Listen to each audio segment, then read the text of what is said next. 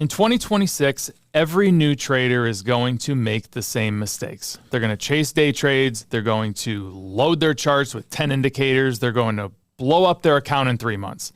If I had to start over in 2026, I wouldn't do any of that. I would do the opposite. With 22 years of trading and making over $22 million, I'm going to show you exactly what I'd do if I were starting again today. So I started trading 22 years ago. That is a long time, but I've gone through all of the ups and downs. I've figured out what you don't need to take the agonizing time to figure out. In that time, I've made about $1 million per year. It sounds crazy when you average it out, but it's true. This is very easy. It's not simple, it's easy once you figure out the process. I'm gonna lay out for you exactly what I would do if I had to start over again, so I wouldn't be wasting any time. This is the exact step-by-step method. If I had to start over again, I would start long-term trading. I wouldn't start day trading. Day trading is very lucrative, but it's an emotional grind. And if you wanna have any longevity to this, it is very difficult to sit on your computer endless hours per day trying to make 1%, 2% here and there. Rather, I would put myself in a trade that would grind on for 2 to 3 weeks, 4 weeks, 1 month, 1 year. That is the way that you're going to have longevity in this industry. And when you think about 2026, the markets are crazy volatile. There's a lot of news and it spreads very quickly. There's so much noise. Long-term trading, it's the smarter starting point. You don't have to listen to the day-to-day news. You don't have to listen to the day-to-day volatility that's happening. So before we continue any further, let me explain to you what the trajectory of any trader is. And this was my trajectory, and I find it all of my students that come in, I just watch them and I see what they do. It's always the same thing. They come in and everybody wants to day trade. Why? Because you see it everywhere. You can make money fast. It's a fun way of doing something. It's high adrenaline. Then they look in after, I don't know, a couple of months. For me, it was 2 years. They look and they go, this is maybe a little bit too much for me. I'm going to move over to swing trading. So I'm going to get myself into a trade for somewhere between 1 and 5 days, 1 and 10 days. Then they even find, hey, this is a little bit too time consuming for me. I would rather go and look at a longer term trade where I can put my money into a trade and let it move on by itself, checking it once, maybe spending 5 minutes a day on the charts, anywhere between 2 weeks and 1 year. That is the standard trajectory that you're going to see pretty much of any trader out there. Day trading made me a lot of money. I really did enjoy it, but it cost a lot of peace of mind. There's nights that you would just stay awake, just waiting for the market to open. When you have a losing day, you're in there and you're like, well, how can I recoup for the next day? It actually starts to drive you crazy. I will never forget sitting there one day, not following a rule, losing $27,000 in a matter of probably 15 seconds and looking, going, why am I doing this? Because what I wanted to do at that moment was recoup my money in the same trade. That's not the way that you do things. Day trading is fun. You do make money, but it costs you that peace of mind. I think that long-term trading is what every trader should get into and have that tool in the back of their pocket. So when it comes down to long-term trading, this is the simplest form because you really don't need that many indicators. You truly need 2 indicators, trend and volume. That's the core of everything. Everything else is going to be supplemented in if you end up using it. If you nail these 2 things, trend and volume, everything else is going to fall into place for you. I want to show you on the chart here the trend and the volume that I follow. So let's hop over here. This is the S&P 500. Actually, let's type in SPX. This is the S&P 500. SPY is the ETF of it. So if you're looking at what's going on with the S&P 500, we can see the price is about 7,600 right now. This is my trend down here.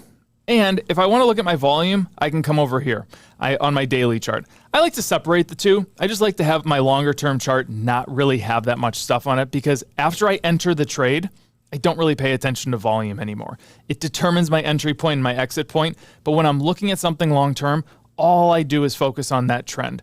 So if I'm looking at trend, what is it?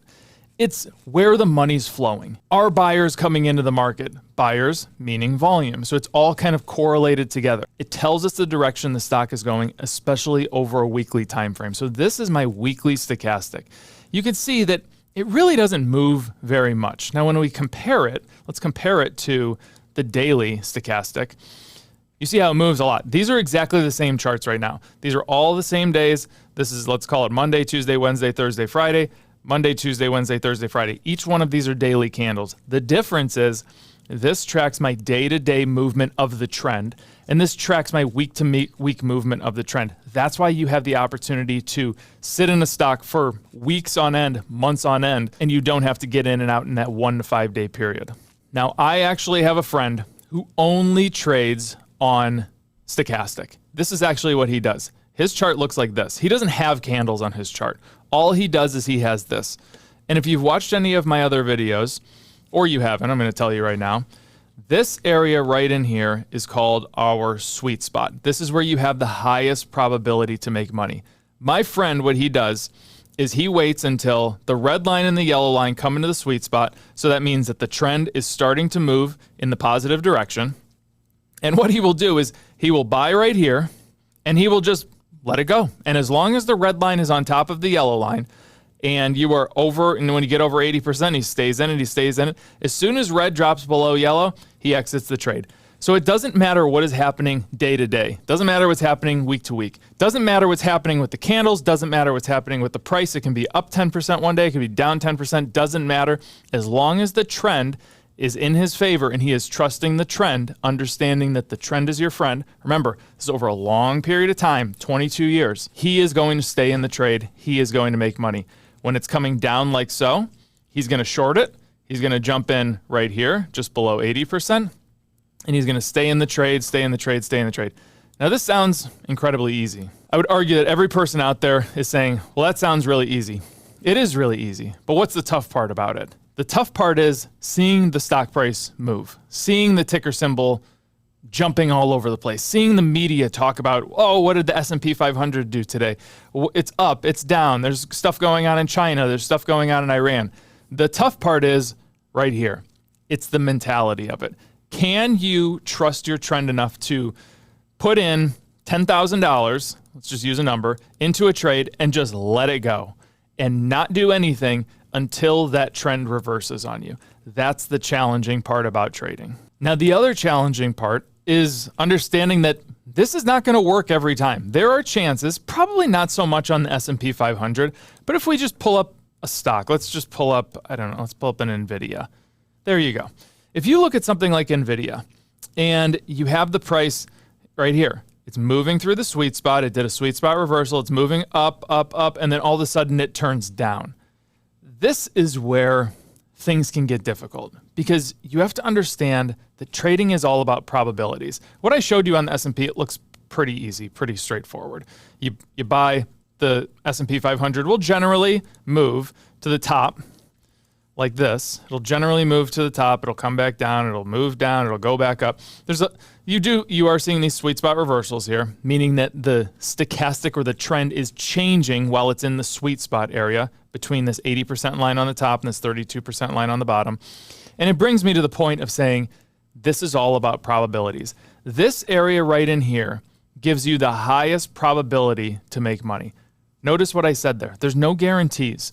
It gives you the highest chance to make money. That's why I trade when my trend gets in that area, in that sweet spot area. So the hard part is not getting in too early when you're down in this area, not in that highest area where you're going to make money, and not getting out too early, meaning not bailing right here because maybe the stock price is down 2% that day. You need to trust that the trend is going to run through the sweet spot and give you a positive result when you do this 100 times over. So let's go back to an example that I really like to use, and this is Costco. This was Costco years ago, and it just shows how great running something through the sweet spot can be. So this was 2021, and after this one, I'm going to pull up Google because it's kind of the same thing. If we look at this and we see what Costco did, this right here, we were entering through the sweet spot. This was April of 2021. And we entered this trade. This is a real trade that I made. Actually, many members of the community traded it. We entered it and we ran it and we ran it and we ran it. We got into the overbought area. Doesn't mean you exit. Remember, it's when you drop below that 80% area. So you're in this thing. Even though it dips down here, you're still in the overbought area. Just because red is under yellow above 80% doesn't mean you exit. It's when red drops below yellow under 80%. So we're still in this thing. We're still riding this thing. The exit didn't come until the early January in 2022. That's almost 9 months of being in a trade. Actually, it's a shade more than 9 months.